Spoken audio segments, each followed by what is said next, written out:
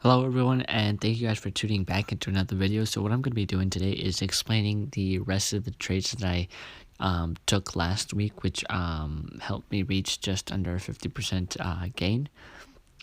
And so for the first trade in this video, I'm going to talk about a trade that I did on NFLX, and it was actually a day trade which I took on last Thursday. And so what I did was I bought a 325 put for $845. And within a few minutes, I was able to sell that for 8,100 for a nice win of just under $200, I believe. No, I think it was over $200. Yeah, because that's 845. That's 150. So around $254, something like that. But I'll go into a little bit more detail once I get into the TD Ameritrade charts. The second trade that I made was on AMD.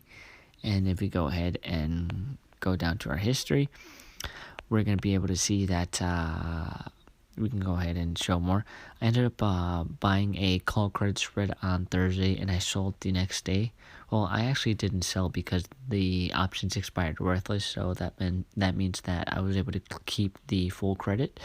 But you can see that I bought 30 contracts, and I had a premium of 0.04 for each contract, so I had a total premium of $120.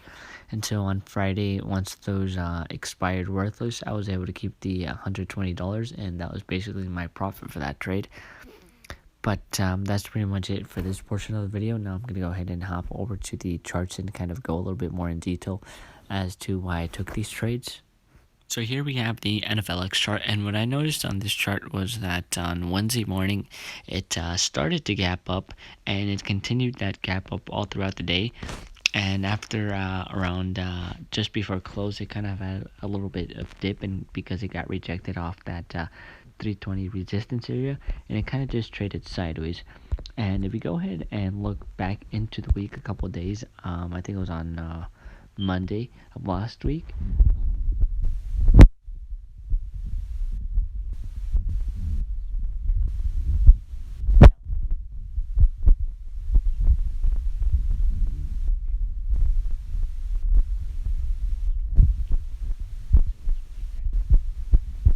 When I was trading it. So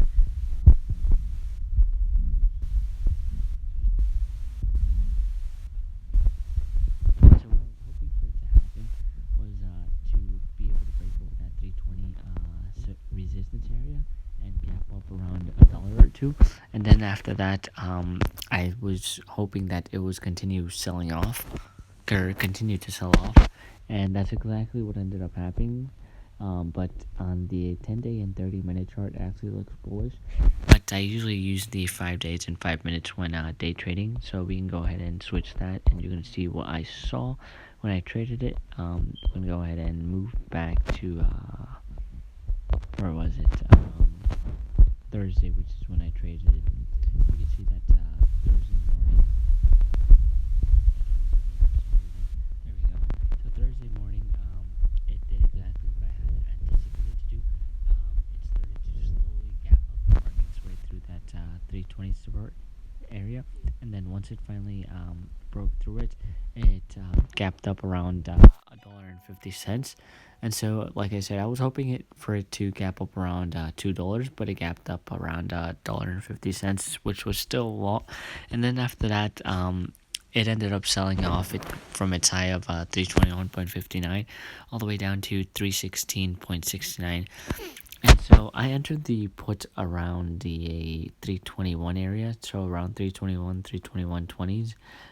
We were really close on calling the top on this one, and this trade went in our favor pretty quickly because it started selling off quite rapidly.